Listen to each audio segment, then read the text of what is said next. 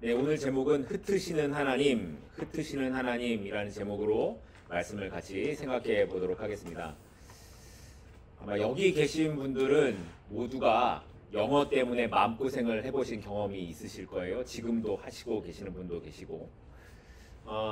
근데 중고등학교 때도 아마 그러셨겠죠. 중고등학교 때도 저는 영어 때문에 마음고생을 했는데 여러분은 어떠셨습니까? 근데 이게 미국에 와서도 이렇게 참 쉽지가 않은 거 보면 이 언어를 배운다는 게 참 어려운 것 같습니다. 그래서 그런지 제가 학교 다닐 때 같은 교회 다니는 애들 중에 이런 기도를 하는 애가 있었어요. 하나님, 방언을 주시려거든 영어 방언을 주십시오. 그러면 제가 영어로 복음을 전하는 데 사용하겠습니다. 자, 하나님께서 걔한테 영어 방언을 주셨을까요? 안 주셨을까요? 네, 100%죠. 네. 이렇게 지금 우리가 살아가는 세상에서 영어는 세계적인 공통어이고 못하면 참 불편한 그런 언어인 것이 분명합니다. 그런데 이런 우리들한테도 희망이 생겼어요. 뭡니까? AI가 발전하면서 이 통역 기능이 너무 좋아져서 제가 지금 이렇게 한국어로 설교를 해도 한 70% 정도가 바로 즉석에서 번역이 될 수 있다라는 겁니다. 그리고 멀지 않은 시간에 이제는 귀에 이어폰만 꽂으면 알아서 통역 기능이 되는 그런 세상이 올 것이라고 합니다. 자, 그러면 그런 세상이 오면 정말 세상이 더 좋아질까요? 세상이 더 좋은 방향으로 발전하게 될까요? 어쩌면 그럴 수도 있을 것 같고 또는 그렇지 않을 수도 있을 것 같습니다. 왜 그럴까요? 왜 안 좋아질 수도 있겠다라는 생각이 드십니까? 오늘 본문이 바로 그런 세상을 살았던 사람들에 대해 기록을 하고 있기 때문입니다. 우리가 살펴본 것처럼 홍수 시대 이후 노아의 후손들은 번성해 갔고 하나님의 말씀처럼 땅에 충만해져 갔습니다. 그리고 그들 모두가 한 언어를 사용하고 있었기 때문에 서로가 의사소통을 하는 것에 아무런 불편함이 없었습니다. 1절 말씀으로 보겠습니다. 온 땅의 언어가 하나요, 말이 하나였더라. 당연하겠죠. 창세기 10장 25절 말씀을 보면 벨렉의 시대에 세상이 나뉘어졌다라고 말을 해요. 그런데 이 벨렉이 누구냐면 셈의 4대손입니다. 그리고 바벨 도시를 만든 니므롯 기억하시죠? 이 니므롯이 함의 3대손입니다. 그러니까 바벨탑 사건이 일어나던 때라고 해도 노아로부터 5대손 정도밖에 되지 않았으니까 이 언어가 하나였다라는 것이 하나도 이상하지 않은 일이었다라는 거예요. 그런데 여기서 언어가 하나였다라는 이 의미는 단순히 말이 통한다라는 의미만이 아니라 서로의 생각이 통하고 계획이 서로 공유되어서 협력할 수 있었다라는 것을 의미하는 말입니다. 그러니까 각각 자기의 생각에 맞는 사람들끼리 집단을 이루어서 같은 행동을 하면서 살아가고 있었다라는 말이 되는 거죠. 그리고 이 대표적인 사람들 중에 우리가 살펴봤던 함의 자손, 이 바벨 도시를 만들었던 누구예요? 니므롯도 있었습니다. 그런데 이 사람들이 그런 삶을 어떻게 살아갔는가를 2절은 이렇게 표현하고 있어요. 2절 말씀을 볼까요? 이렇게 모인 사람들이 어떻게 살아갔는가? 이에 그들이 동방으로 옮기다가 시날 평지를 만나 거기 거류했다라고 말을 해요. 사람들이 점점점 어디로 갔다라고요? 동방으로 옮겨갔다고요. 동방으로, 동쪽으로 옮겨갔다라는 말이에요. 이 말은 문자적인 것으로 동쪽인 방향을 의미하는 것이 아니라 창세기 4장에 기록된 이 에덴의 동쪽의 의미를 보여주고 있는 거예요. 에덴의 동쪽에 누가 거하게 되냐면 창세기 4장을 보면 가인이 살게 됩니다. 가인이 에덴 동쪽으로 가서 살게 됩니다. 창세기에서 동쪽은 상징적으로 하나님을 떠나는 방향을 나타내는 단어입니다. 그러니까 사람들이 동쪽으로 이동했다라는 것은 가인이 떠나간 것처럼 이 사람들도 하나님을 떠나가고 있는 모습, 하나님과의 관계에서 멀어지고 있는 모습을 지금 바벨탑 사건 이야기하기 전에 2절에서 복선으로 깔고 있다라는 거예요. 사람들이 동쪽으로 옮겨가다가 라는 거예요. 그래서 신할 평지를 만나 거기 거하게 되었다라는 거죠. 결국 이렇게 사람들은 자신의 생각에 맞는 사람들끼리 모여서 하나님이 아닌 자신들의 의지를 따라 점점점 하나님을 떠나가는 삶을 살았고, 자기의 생각에 좋은 곳, 자기들의 마음에 좋아 보이는 곳, 그곳 신할 평지에 정착하고 살기 시작했다라는 거예요.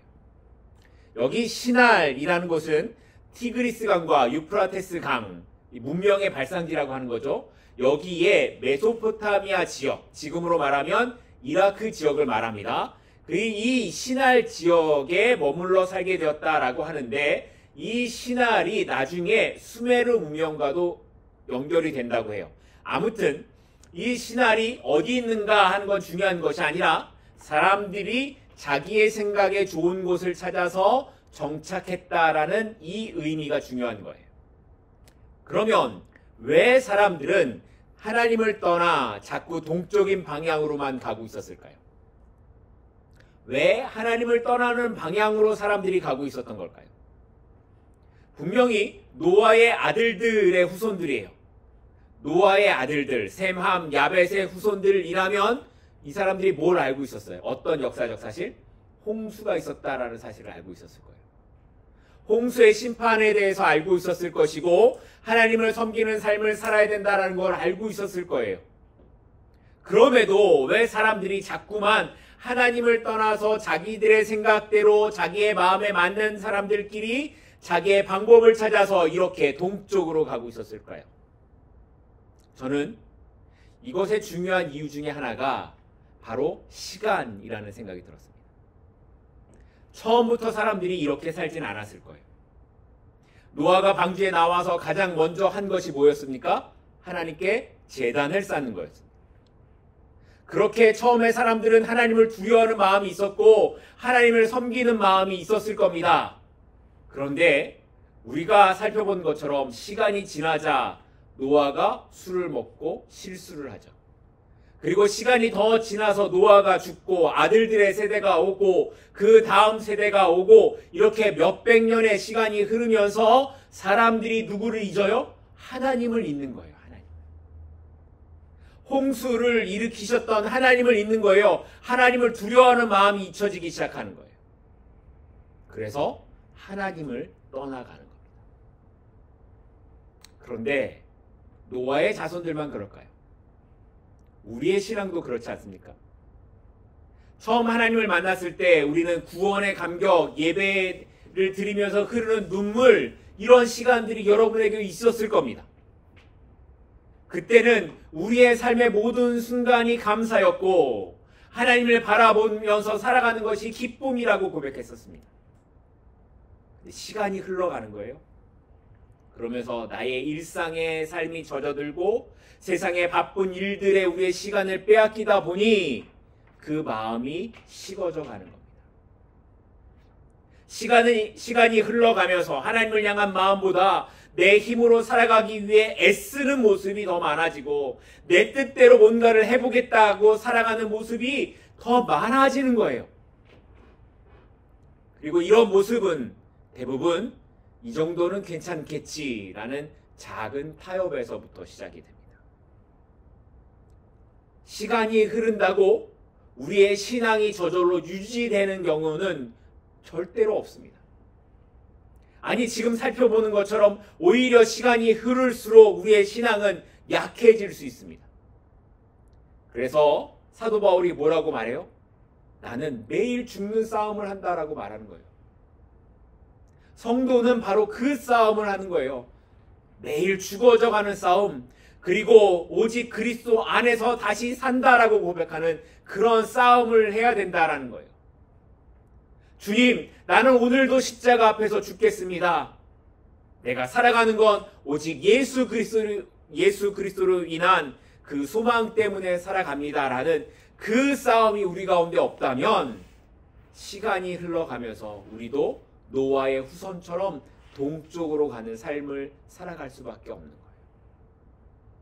여러분은 지금 어떤 시간을 보내고 계십니까? 여러분이 매일 살아가고 있는 시간은 어떤 시간의 싸움을 하고 계십니까? 바라기는 그리스도 안에서의 시간을 살아가실 수 있기를 바랍니다. 십자가 안에서의 시간의 삶이 여러분에게 있기를 바랍니다. 그래서 시간이 흘러갈수록 믿음이 약해지거나 하나님을 떠나는 것이 아니라 시간이 흘러갈수록 더 주님과 동행하는 저와 여러분이 될 수 있기를 간절히 소망합니다. 자, 이렇게 하나님을 떠난 사람들이 함께 모여서 결국 생각한 것이 그럼 뭐였을까? 4절입니다. 오늘 본문 4절입니다. 하나님을 떠난 사람들이 결국 생각해낸 게 이거예요. 또 말하되 자 성읍과 탑을 건설하여 그 탑 꼭대기를 하늘에 닿게 하여 우리 이름을 내고 온 지면에 흩어짐을 면하자 하였더니 뭐 만들자고요? 성과 탑을 만들어서 흩어지지 않게 하자는 것이었습니다. 자, 여러분 보세요. 그런데 여러분 생각에 흩어지지 않도록 하는 것이, 그래서 탑을 쌓는 것이 문제라고 보여지십니까? 아니, 서로 싸우고 흩어지는 것보다 흩어지지 않도록 도시를 세우고 거기에 탑을 쌓는 게 뭐가 문제가 되겠습니까? 그런데 우리가 아는 것처럼 하나님께서는 이것 때문에 사람들의 언어를 나누시고 사람들을 흩어버리셨습니다. 다시 말하면 이렇게 우리가 흩어지지 않도록 하자라는 이것이 하나님 보시기에 어떻다라는 거예요? 옳지 않았다라는 거예요. 그럼 도대체 이 탑을 쌓는 것의 문제가 뭐였기에 하나님께서 이렇게 하셨던 걸까요? 세 가지로 오늘 그걸 좀 찾아보려고 합니다. 첫 번째 문제는 이 탑을 쌓는 것, 이것이 높이 쌓으려는 인간의 욕구 때문이라는 겁니다. 높이 쌓으려는 인간의 욕구. 사람들이 했던 말이 뭐였습니까? 성과 탑을 쌓아 그 탑 꼭대기를 어디에 닿게 하자? 하늘에 닿게 하자라는 거였습니다. 이 짧은 문장 속에 바로 인간의 본질적인 마음이 드러나 있는 거예요. 사람들은 언제나 무언가를 높이 쌓으려는 욕망이 있습니다. 그래서 누가 높은 건물을 지었다고 하면 나는 그거보다 좀 더 높은 것을 지어야 된다는 마음이 있는 것 같아요. 그러다 보니 이제는 128층 지금 두바이에 있는 게 128층인가 그렇대요. 굉장히 높죠. 168층인가? 아무튼 굉장히 높아요. 그리고 지금 그거보다 더 높은 거 약 1km 정도 높이의 건물을 지으려고 하다가 그게 공사가 지금 중단되었다라고 합니다. 아무튼 그러다 보니 사람들은 정말 하늘 꼭대기까지 올라갈 것처럼 높은 건물들을 많이 짓고 있습니다. 그런데 이렇게 높아지려는 마음은 비단 눈에 보이는 것만이 아니라 우리의 마음과 생각에도 자리를 잡고 있습니다. 그래서 자꾸만 높은 곳을 바라보고 높아지려고 하는 욕심이 우리 안에서 자라가고 있는 거예요. 남들보다 더 높이 올라가고 남들보다 더 인정받고 싶어하고 남들보다 더 힘있는 사람이 되고 싶어하는 마음이 있는 거죠. 그런데 그렇게 올라가고 올라간 그 끝에는 뭐가 있을까요? 여러분, 많이 올라가면 높아진 만큼의 만족이 있을 것 같으십니까? 한국의 대통령 자리가 되게 높잖아요. 그만큼 올라갔는데도 만족함이 없어요. 아닐 겁니다. 올라가면 거기에 만족하지 않습니다. 거기에 가면 그보다 더 큰 불안과 불만족, 끝없는 비교가 기다리고 있는 거예요. 오히려 그렇게 올라가려고 높아지려고 애쓰는 동안 우리의 삶에서 사람들과의 관계는 어떻게 될까요? 사람들 관계는 더 무너질 것이고 무엇보다도 하나님과의 관계가 깨어지고 말 것이라는 겁니다. 결국 높이 쌓아 올리려는 그 욕망 때문에 우리는 텅 빈 마음만 남게 되고 말 것입니다. 그리고 무엇보다 성경은 예수님의 모습을 통해 성도는 높아지기 위해 살아가는 인생이 아니라 낮아지기 위해 살아가는 인생이라는 것을 말씀하고 있습니다. 빌립보서 2장 8절 말씀입니다. 빌립보서 2장 8절입니다. 사람의 모양으로 나타나사 자기를 낮추시고 죽기까지 복종하셨으니 곧 십자가에 죽으심이라. 예수님이 이렇게 사셨다고요. 예수님이 높아지려고 하지 않으시고 사람의 모양으로 낮추셔서 심지어 어떻게까지 죽으시기까지 낮아지셨다라고 말씀하고 있는 거예요. 그런데 왜 우리는 자꾸만 높아지려고 하는 거예요? 왜 높아지려는 마음이 우리 안에 일어나는 거예요? 설사 우리가 아무리 높이 올라간다고 한들 하나님 자리에 올라갈 수 있습니까? 그럴 수 없죠. 우리의 탑이 아무리 높아져도 그 탑이 하늘에 닿을 수는 없다라는 거예요. 하와가 선악과를 먹었던 이유가 뭐였습니까? 그걸 먹으면 너도 뭐같이 될 거야? 하나님처럼 될 거야 라는 사탄의 유혹 때문이었습니다. 성경은 이렇게 끊임없이 인간의 죄는 하나님처럼 높아지려고 한다라는 데서 시작된다고 말씀하고 있어요. 창세기를 통해 끊임없이 반복하고 있는 말씀이 뭐예요? 하나님은 창조주고 우리는 피조물이라는 거예요. 그리고 피조물은 피조물의 자리를 지켜야 된다는 걸 말씀하고 있어요. 그 피조물이 창조주의 자리에 앉기 위해 높아지려고 하는 순간 그것이 바로 죄와 타락이라고 말씀하고 있는 겁니다. 두 번째 문제는 자신들의 이름을 내기 위해서 이 탑을 쌓았기 때문에 이것이 문제가 된다는 겁니다. 몇 년 전에 발표된 기사를 보면 한국의 아이돌 지망생이 약 100만 명 정도라고 해요. 굉장히 많죠. 자, 그러면 이 중에 기획사에 소속돼서 훈련을 받는 연습생 수는 얼마나 될까요? 약 2~3천 명 정도가 된다고 합니다. 100만 명에서 기획사에 들어가는 애들은 2~3천 명이 돼요. 자, 그러면 그 중에서 데뷔에 성공해서 자기 이름을 알릴 수 있는 아이들은 몇 명이나 될까요? 약 1000명 정도가 된다고 해요. 자, 그러면 그 중에서도 또 이름을 내고 성공하는 아이들은 몇 명이 될까요? 그 중에 0.1% 정도밖에 안 된다고 해요. 얼마나 적습니까? 한 해에 100만 명의 아이들이 그렇게 도전을 한다고 하는데 그런데 그 중에 성공하는 아이들은 0.01%밖에 되지 않습니다. 그런데도 이렇게 많은 사람들이 여기에 도전을 하려는 이유가 뭡니까? 이름이 나야 성공하기 때문입니다. 자신이 어디에 소속되어 있든지 이름이 나야 성공할 수 있기 때문에 사람들은 이름을 내기 위해 여러 가지 일들을 벌이고 있습니다. 심지어 바위에도 자기의 이름을 새기고 나무에도 이름을 새기다가 하다 못해 미국에까지 와서 여행 와서도 거기에도 이름을 새기는 사람들이 있습니다. 자, 그럼 교회는 어떨까요? 예수님께서 뭐라고 말씀하셨습니까? 오른손이 하는 일을 뭐가 모르게 하라? 왼손이 모르게 하라. 그런데 교회는 어떻습니까? 주보에 헌금한 사람들 이름을 다 적죠. 건물 지을 때 그 밑에 헌금한 사람들 이름을 동판에 새깁니다. 심지어 어떤 건물은 그 사람의 이름을 따서 지키기까지 합니다. 왜 이런 일이 일어날까요? 교회 안에서. 목사들이 자기 이름을 내기 위해서 살아가니까 성도들도 똑같이 살아가는 겁니다.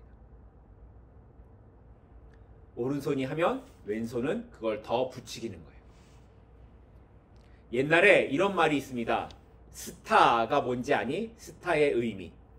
스타는 스스로 타락한 사람이다 라는 이런 뜻입니다. 그런데 딱 그 말이 맞는 것 같아요. 이름이 높아지기를 원하면 스스로 타락한 사람이 되고 마는 겁니다. 세상이 인정하고 사람들에게 인정을 받으면 성경이 뭐라고 말씀하고 있습니까? 이미 그 상급은 다 받았다라고 말합니다. 하나님이 인정할 사람이 아니라는 거죠. 그럼 여러분은 누구에게 인정받기를 원하십니까? 여러분은 여러분의 이름이 사람들에게 남겨지기를 원하십니까? 아니면 하나님에게 남겨지기를 원하십니까? 여러분의 하는 일들이 드러나기를 원하지 않기를 바랍니다. 여러분들이 하는 일들로 인해 여러분이 높아지지 않기를 바랍니다. 날마다 그리스도 안에서 낮아지는 모습으로 더 겸손한 모습으로 그렇게 살아갈 수 있기를 소망합니다. 세 번째 문제, 이들이 잘못되었다라고 말하는 세 번째 문제는 흩어짐을 면하려는 생각 때문이었습니다.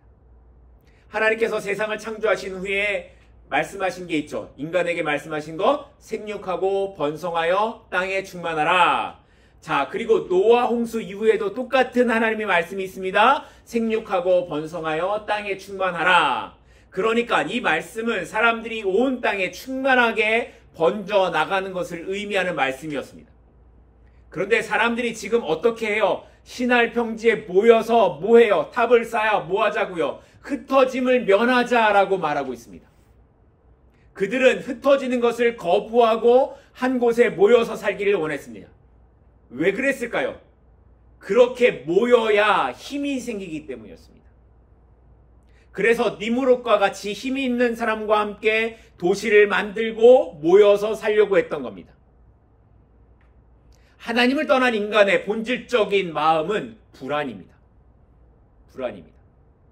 죄가 들어온 이후에 인간에게 들어온 가장 큰 마음이 뭐냐면 불안과 두려움이었습니다. 그래서 아담과 하와가 하나님으로부터 뭘 해요? 숨습니다. 그러다 보니 사람들이 모여서 스스로 이 불안과 두려움을 없애기 위해 스스로 힘을 키우려고 하는 거예요. 스스로 안정과 번영을 확보하려는 거예요. 도시를 만들고 문명을 만들어서 이 불안과 두려움으로부터 벗어나려고 했다라는 거예요.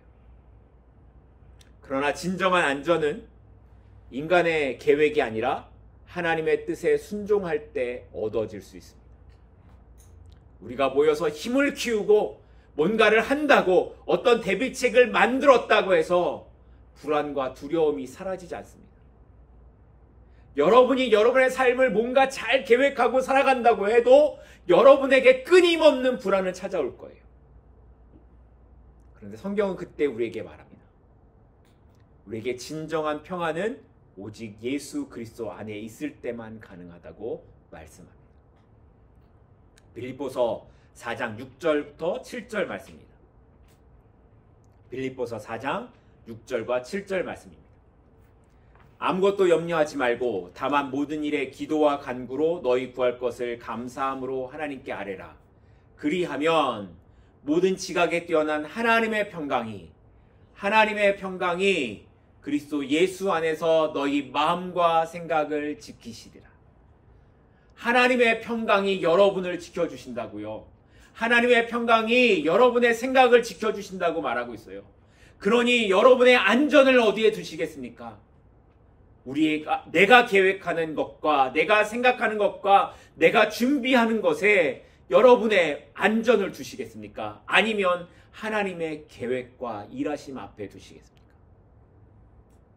우리의 삶이 하나님 앞에 있음을 고백할 때, 나의 삶이 온전히 하나님께 맡겨짐을 고백할 때, 비록 그것이 때로는 흩어지는 것처럼 보인다고 해도, 그러나 하나님께서는 그 흩어지는 가운데서도 하나님의 일하심을 보여주실 것이고 하나님의 안전하심으로 우리를 붙잡아 주실 것입니다.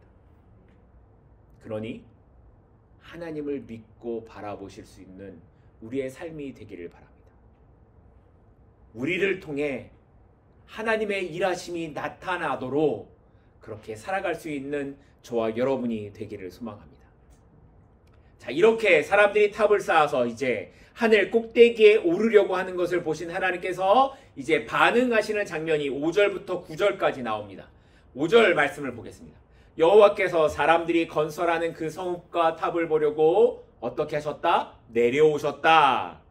여기 하나님께서 보려고 내려오셨다라는 표현은 하나님이 보실 수가 없어서 자세하게 보려고 이 땅에 오셨다라는 것이 아니라 하나님의 공의와 심판이 임박했음을 강조하는 의인화된 표현입니다.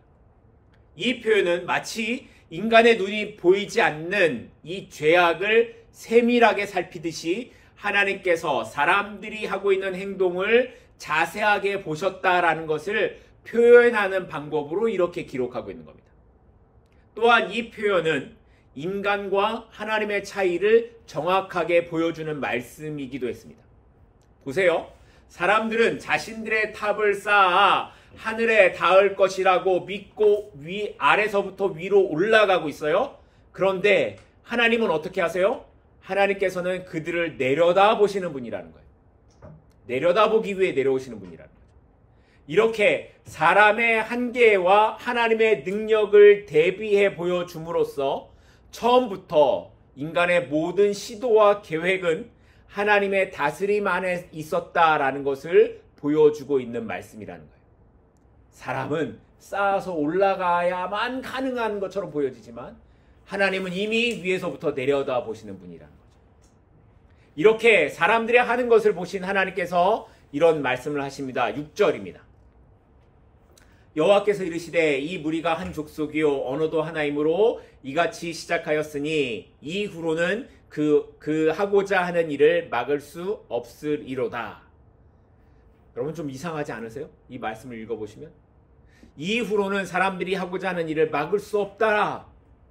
사람들이 조금만 더 하면 하나님이 통제할 이런 능력 밖으로 어떤 일이 일어나는 것인가? 이런 느낌이 드시죠? 근데 정말 그렇습니까? 하나님이 그런 분이신가요? 그렇지 않죠. 그러니까 이 말은 이런 인간들의 모습을 그대로 두면 사람이 어떤 죄라도 어떤 악이라도 더 서슴지 않고 저지르게 될 것이다 라는 표현으로 이 말씀을 하고 있다는 거예요. 아담과 하와가 선악과를 먹은 후에 사람들은 스스로 선과 악을 판단하고 싶어 했습니다. 그리고 스스로 정한 선과 악에 따라 하나님의 선과 악의 개념이 흐려지기 시작했습니다. 심지어 기술이 발전할수록 사람들은 스스로 우리가 할 수 있다는 생각이 더 강하게 될수록 더 자기 중심적인 것을 향해 달려가고 하나님 없는 자기들만의 선과 악이 세상에 가득하게 되었습니다. 우리가 말하고 있는 선이 뭐예요? 다 자기 중심적인 선입니다. 내가 볼 때에는 선이지만 다른 사람이 볼 땐 악인 것들이 얼마나 많은지 모릅니다. 그런데 이렇게 사람들의 이 선과 악의 개념이 흐려지다 보니 어떻다라는 거예요. 더 끝없이 그 악으로 달려갈 수 있는 시간들이 많아질 수밖에 없다라는 거예요. 그래서 하나님께서 이런 사람들을 그대로 두지 않으시기로 작정하셨다라는 거예요. 7절 말씀입니다.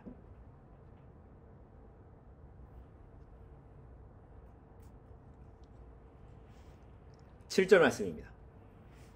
자, 우리가 내려가서 거기서 그들의 언어를 혼잡하게 하여 그들이 서로 알아듣지 못하게 하자 하시고, 자, 우리가 내려가서 거기서 그들의 언어를 혼잡하게 하자. 여러분은 잘 모르시겠지만 이게 문학적으로는 재미있는 표현이라고 합니다. 왜냐하면 3절 말씀을 보세요. 3절에 사람들이 이렇게 말합니다. 서로 말하되 자, 벽돌을 만들어 견고히 굽자. 또 4절 말씀을 보면 자, 성읍과 탑을 건설하자. 이렇게 사람들이 말을 하는 거예요. 이렇게 사람들이 말을 하니까 하나님께서도 뭐라고 말씀하시는 거예요? 자, 우리가 내려가서 혼합하게 하자라고 하셨다라는 거예요. 사람들의 반응에 대해 대비적인 표현으로 이렇게 재미있는 문학적인 표현을 사용했다라는 거예요. 결국 한 언어를 사용하던 사람들이 이제는 서로 알아들을 수 없는 언어가 되고 말았습니다. 위에서는 벽돌을 달라고 하는데 자꾸만 다른 걸 갖다 주는 거죠. 무슨 말인지 알아들 수 없었다라는 거예요. 말이 통하지 않으니 일이 될 수가 없었겠죠. 결국 자기들이 하고 있던 짓들이 다 무산되고 사람들이 흩어지고 말았습니다. 8절과 9절입니다. 여호와께서 거기서 그들을 온 지면에 흩으셨으므로 그들이 그 도시를 건설하기를 그쳤더라.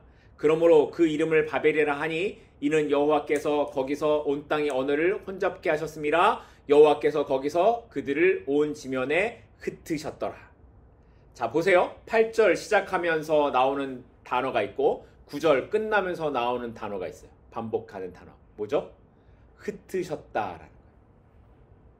바벨탑을 쌓던 사람들은 함께 모여서 흩어지지 않으려고 했지만 그들의 결국은 어떻게 되는 거예요? 흩어지고 마는 것이었습니다. 하나님께서는 창조부터 생육하고 번성하여 땅에 충만하라 라는 명령을 하셨지만 사람들은 하나님의 뜻과 관계없이 살아갑니다. 하나님의 뜻과 관계없이 자기들 모여서 자기들의 도시를 이루고 이름을 내는 것에만 관심이 있었습니다. 하지만 하나님께서 사람들의 언어를 조금만 틀어서 막아버리시니까 사람들 스스로 할 수 있다고 여겼던 것들이 그대로 멈춰버리고 말았습니다. 그래서 그곳 이름을 혼잡이라는 뜻의 바벨이라고 불렀습니다. 그런데 하나님께서 이렇게 사람들의 언어를 혼잡하게 하신 것은 단순한 심판만이 아니었습니다. 이것은 사람들이 스스로를 의지하지 못하게 하시고 하나님이 누구신가를 보여주시는 하나님의 일하심의 과정이었습니다. 하나님을 떠난 인간의 연합이라는 것이 말 하나만 통하지 않아도 아무것도 할 수 없는 연약한 존재라는 것을 스스로 알아가게 하신다라는 거죠. 결국 이 모든 일을 통해 사람들은 처음의 명령대로 어떤 삶? 흩어지는 삶을 살아가고 말았습니다. 그리고 이 흩어짐의 결과로 온 세상에 다양한 문화와 민족이 생겨나게 되었고 땅에 충만한 인류의 모습이 이루어지게 되었던 겁니다. 이렇듯 때때로 우리의 삶에도 아주 혼란스러운 상황들을 만나게 될 수도 있습니다. 바벨을 쌓다가 엉망이 된 것처럼 나의 삶에도 뭔가를 이루어 가다가 엉망이 되어버린 그런 삶의 시간을 지나갈 수도 있을 겁니다. 그러나 그 시간들, 그 혼란의 시간들 속에도 하나님의 계획하심과 일하심이 하나님의 계획하심이 있다는 것을 믿을 수 있기를 바랍니다. 바벨탑의 혼란은 사람들의 입장에서 볼 때에는 망했구나, 끝이었구나, 이제는 틀렸구나 라는 절망이었지만 하나님의 계획 안에서는 하나님의 뜻을 이루어가는 하나님의 일하심이었습니다.